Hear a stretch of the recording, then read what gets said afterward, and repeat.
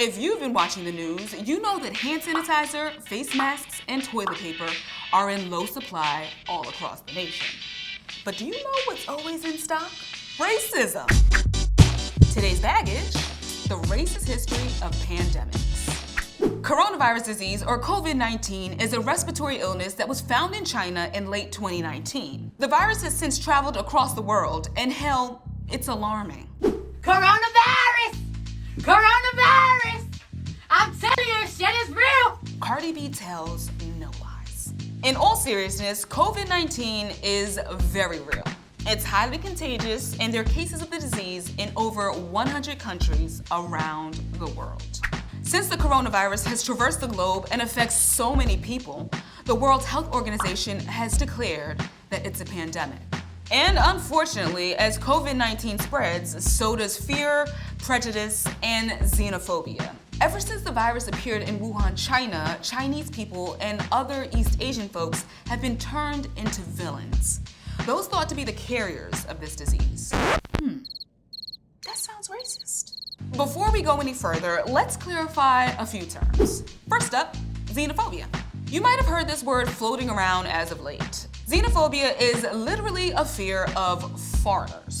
And sinophobia, on the other hand, is a more specific kind of bigotry. Pretty much, it's the fear of Chinese people. In the United States, this perception that people from other countries carry a contagious disease dates back to the 19th century. Merlin Chowkwanyun is a historian and assistant professor of socio-medical sciences at Columbia University. We sat down to chat about pandemics and outsiders. So, Professor, when do we first see contagious diseases linked with outsiders? I think this rhetoric of blame really solidifies in the 19th century because of the huge wave of immigration throughout the 1800s. And it really follows a couple, I think, basic themes that have been remarkably persistent across centuries, really.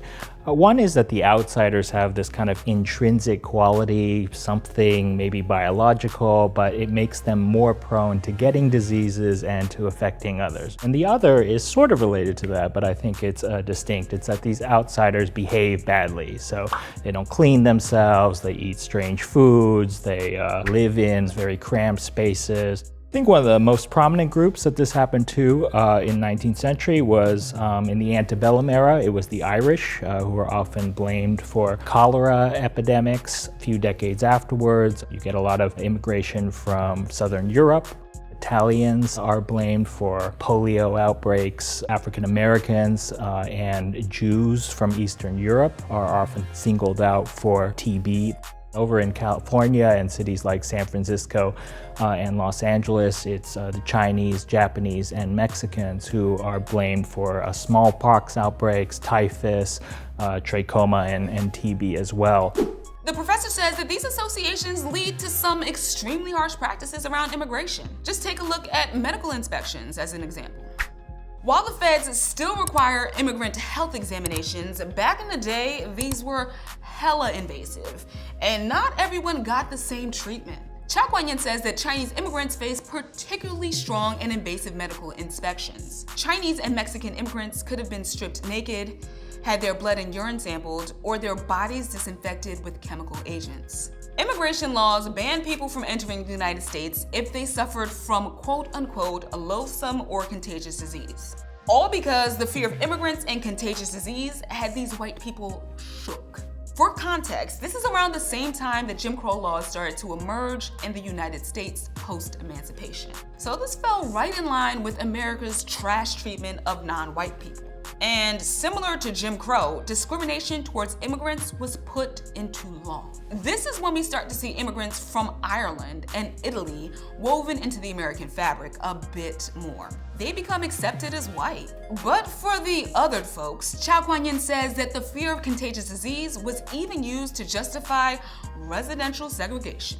We also know that many neighborhoods of mostly working class African American and immigrant residents were bulldozed throughout the 20th century and razed, and a lot of the rationale for that is these are cauldrons of disease.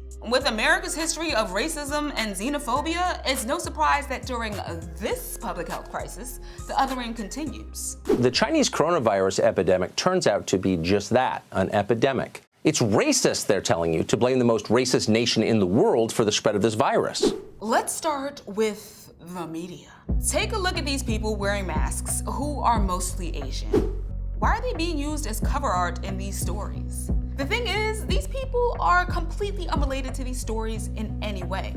Like in the case of this Washington Post article about the first reported coronavirus death in the US. But the cover photo shows an Asian couple walking down the street with masks on in South Korea.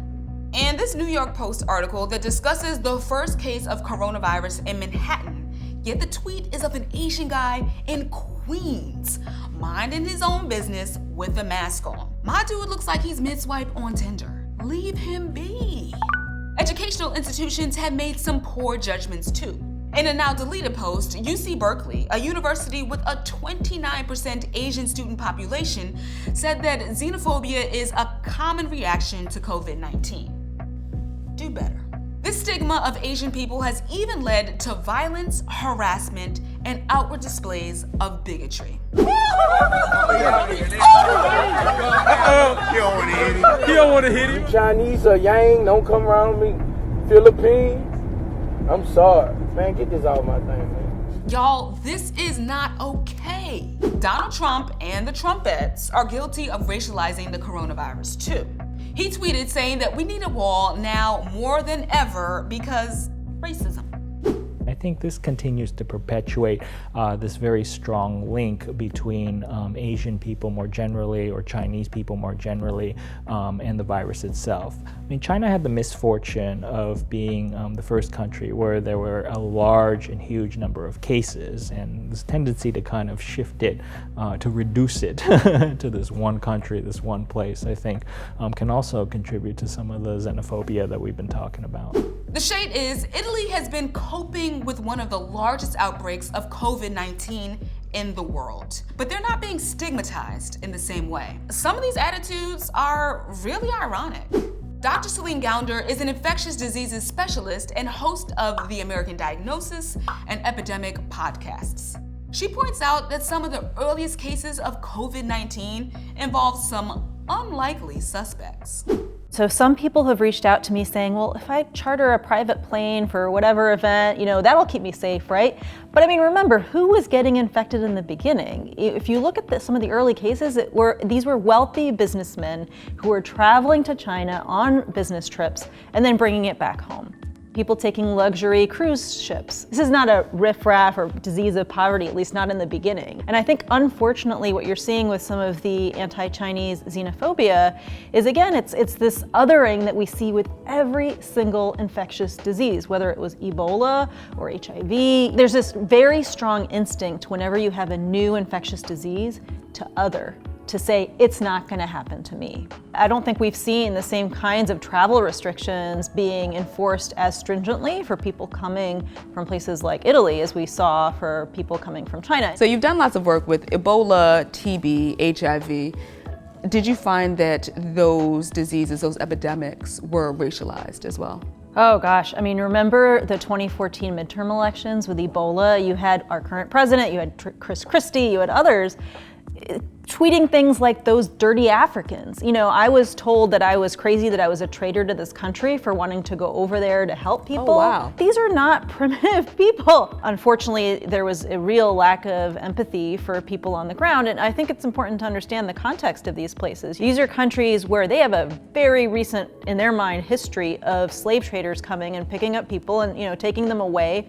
There's real trust issues. Are there any other points that you think that we should be aware of when we talk about COVID-19? Regardless of race, what you need to be doing is really the basic stuff. So washing your hands. And I know people are like, oh, really? That's all you're going to tell me to do? But this is something we really need to recognize, that the best way to protect yourself, wash your hands, wipe down your surfaces in your kitchen and your bathroom.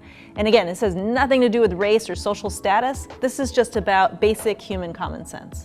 Gounder says that we're likely going to see a spike in the number of cases reported in the US as we test and learn more about the coronavirus. The big picture is no one wants to get sick, and many of us are worried about ourselves and our loved ones. But there's never an excuse for racism. Ever. So cover your cough, wash your hands well and often, and in the meantime, Don't be racist trash.